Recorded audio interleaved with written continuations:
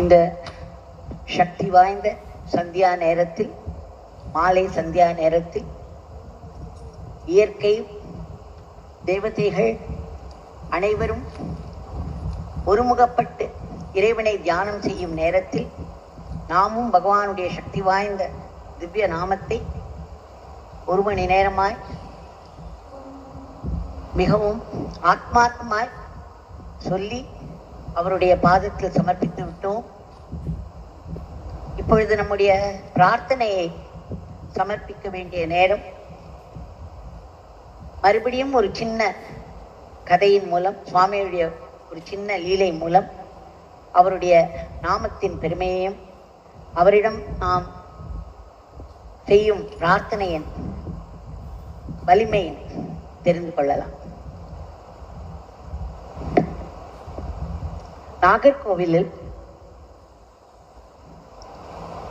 பகவானுடைய ஜெயந்தி விழாவை மிக விமரிசையாக கொண்டாடினார்கள் அந்த வருடம். இது பல வருடங்களுக்கு முன்பு நடந்தது. அந்த சமயம் முதல் முறையாக ஸ்ரீமதி கமலம்மா சுவாமியை பற்றி சற்று கேள்விப்பட்டு அவர்களும் அங்கு சென்று அந்த விழாவில் பங்கேற்றார்கள். முதல் முறையாக அந்த விழாவில் பங்கேற்கிறார்கள். ஓரளவுக்கு பகவானை பற்றி கேட்டிருக்கிறார்கள், அவ்வளவுதான். ஆனால் அந்த விழாவில் அவர் கலந்து கொண்ட பிறகு மிகவும் அதில் ஈர்க்கப்பட்டார். ஒரு நிகழ்ச்சிக்கு பிறகு இன்னொரு நிகழ்ச்சி, இன்னொரு நிகழ்ச்சிக்கு பிறகு இன்னொரு நிகழ்ச்சி என்று அது வளர்ந்து கொண்டே போயிற்று. அவை எல்லாவற்றிலும் மனம் ஈடுபட்டு அவர் தொடர்ந்து அதில் பங்கேற்று விட்டார். அப்பொழுதுதான் அவருக்கு ஞாபகம் வந்தது, நாம் எப்பொழுதும் அவருடைய குழந்தைகள் இருவரும் மிகவும் சிறிய குழந்தைகள், ஸ்கூலுக்கு போயிருக்கிறார்கள். அவர்களை இவர்தான் ஸ்கூல் சென்று அழைத்து வருவது வழக்கம். அதனால் இவர்களுக்கு அது ஞாபகம் வந்த உடனே எங்கே இருக்கிறோம் என்ற ஞாபகமும் வந்தது. அப்பொழுதுதான் இந்த ஊர்வலம் நடந்து கொண்டிருந்தது. பகவானுடைய படத்தை எடுத்துக்கொண்டு மிக விமரிசையாக அந்த நாகர்கோவில் தெருக்களில் அவர்கள் சென்று கொண்டிருந்தார்கள். பகவானுடைய நாம சங்கீர்த்தனம் விண்ணை பிளந்தது. பலவிதமான கலை நிகழ்ச்சிகள். இவரால் அதன் நடுவே அதிலிருந்து மீண்டு வெளிவர முடியாத சூழ்நிலை. வெளிவரவும் மனம் இல்லை இவருக்கு. உடனே பகவானை பார்த்தார். அவருடைய நாமத்தை ஏற்கனவே சொல்லிக் கொண்டேதான் இருந்தார் எல்லோரோடையும் சேர்ந்து. அவரிடம் பிரார்த்தனை செய்து கொண்டார், சுவாமி, உங்களை தரிசிக்கும் இந்த ஆனந்தத்தில் நான் என்னுடைய கடமையை மறந்து விட்டேன். என்னுடைய குழந்தைகள் ஸ்கூலில் இருக்கிறார்கள். தாங்கள் தான் அவர்களை பத்திரமாக அழைத்து வந்து பார்த்து கொள்ள வேண்டும். தாங்கள் அவர்கள் கூட இருக்க வேண்டும் என்று வேண்டிக் கொண்டார்கள்.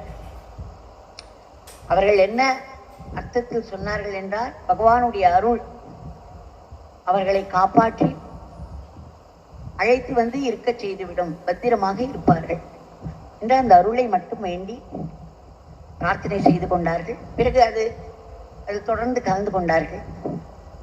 அவர்கள் வீடு திரும்பும் பொழுது நன்கு நேரமாகிவிட்டது. வீட்டிற்கு வருவதற்கு இவர் போய் வீட்டில் போய் சேருவதற்குள் அந்த குழந்தைகள் அங்கே இருந்தார்கள்.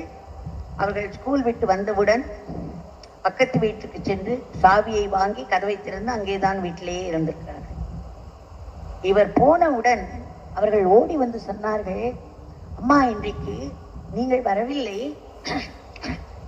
ஆனால் மீசி தாடி வைத்து ஒரு மனிதர், ஒரு சாது போல் இருந்தார். அவர் மிகவும் அன்பாக இருந்தார். அவர்தான் எங்களை ஸ்கூலில் இருந்து அழைத்து கொண்டு வந்தார். இத்தனை நேரம் இங்கேதான் அம்மா இருந்தார், எங்கள் கூட இருந்தார். எங்களுக்கு ரொம்ப அவரை பிடித்திருந்தது.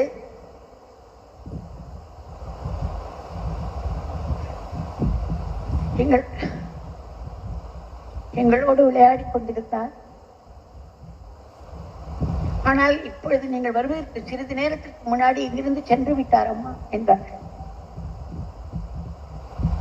கமலம்மாவிற்கு எப்படி இருந்திருக்கும்?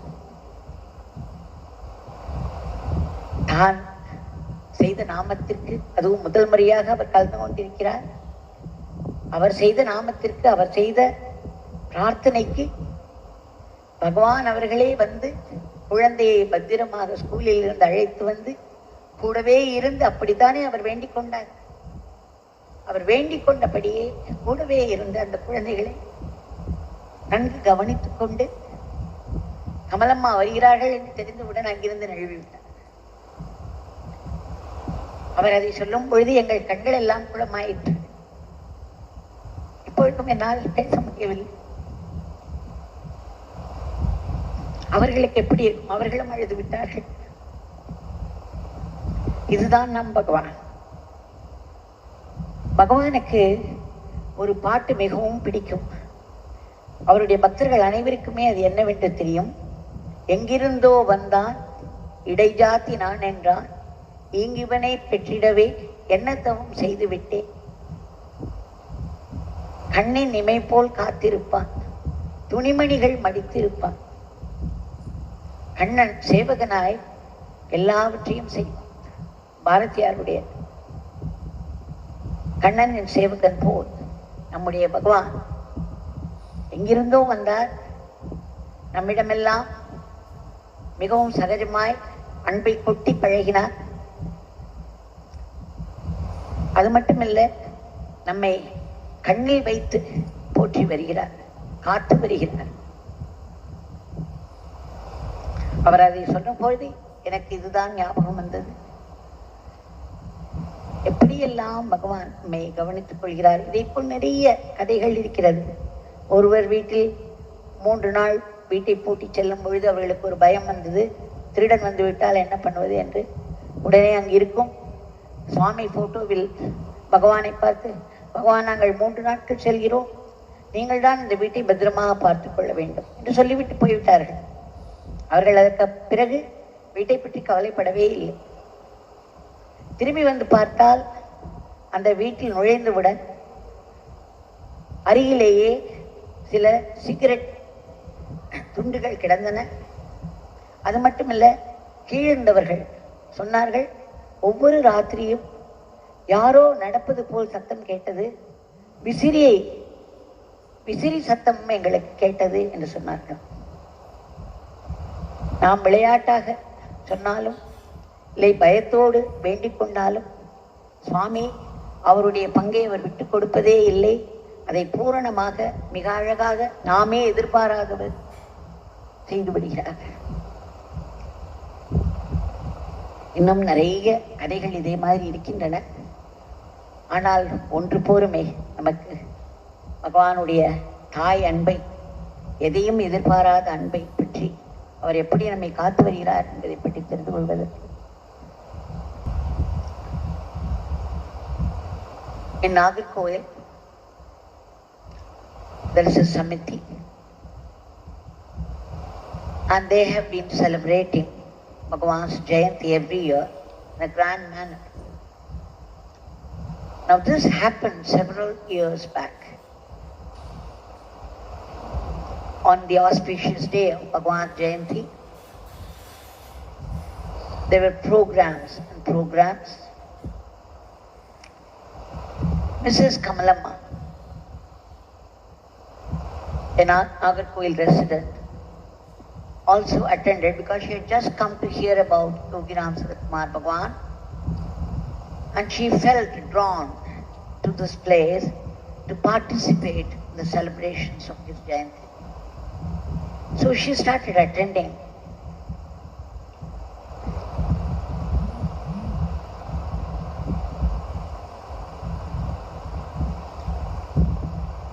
And she was so much drawn by all those programs, one after the other.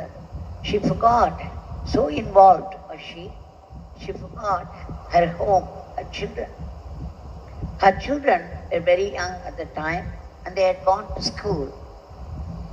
She was the only one to go and pick them up every day and bring them home. On that day, one program after another, and she was in the middle of a grand procession when she suddenly remembered her children would be in school waiting for her to come and pick them up. And she was right in the middle of the procession. There was a loud singing of Yogi Ram Suratkumar Nama and the loud sounds of all those instruments around. And then there was dancing on the one side, followed by so many attractive programs. She was unable to extricate herself, come away. But at the same time, she was very worried. She just didn't know what to do. And suddenly she looked up at Yogi Ram Suratkumar's Murti and said, Bhagwan, for the first time I have come to attend. I am at your feet. And I'm so drawn, I've forgotten everything about home. My children are at school waiting for me. What shall I do? Please take care of them. Please look after them. This is all she did. She had already been chanting the name, and then she submitted this prayer. And after that, she got very involved in the program, and she forgot all about it. When she went home, it was late. But then,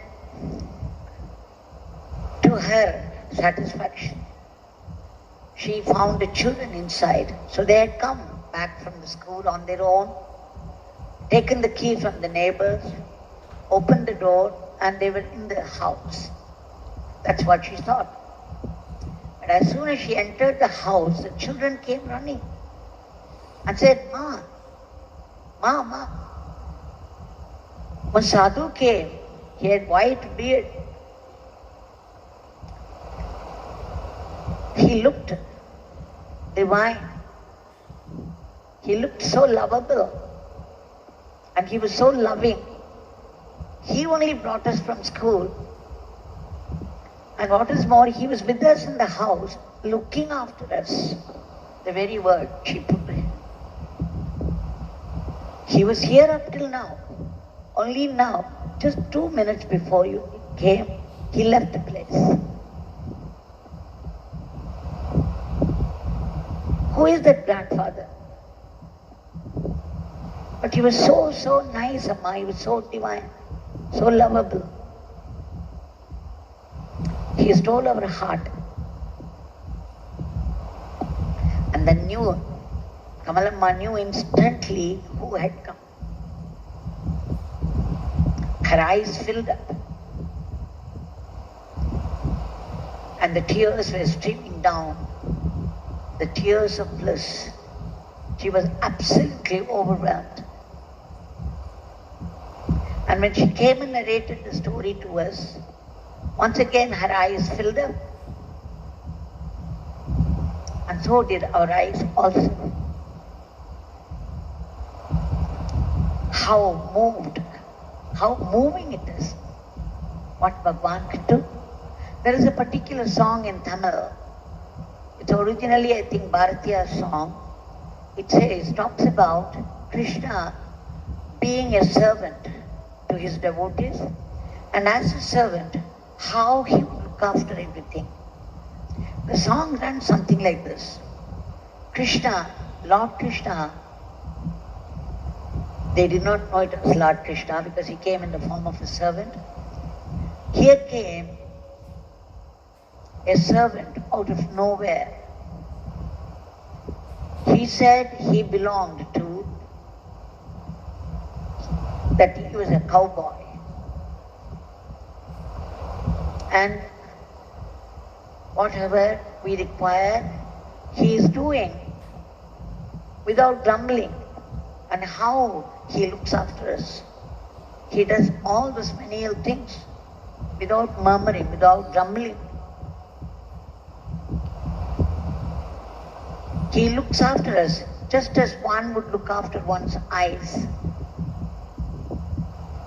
Bhagwan loved this song and often asked us to sing this to him. He would be completely lost in this meaning of the song. So would we be.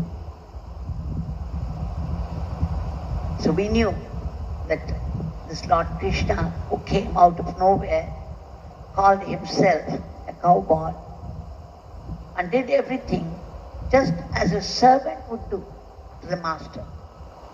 This is how God looks after us when He is bound by our love, by our sincere, fervent love. So this story tells us that such is the glory of our Bhagwan, such is the love that He has towards all His devotees.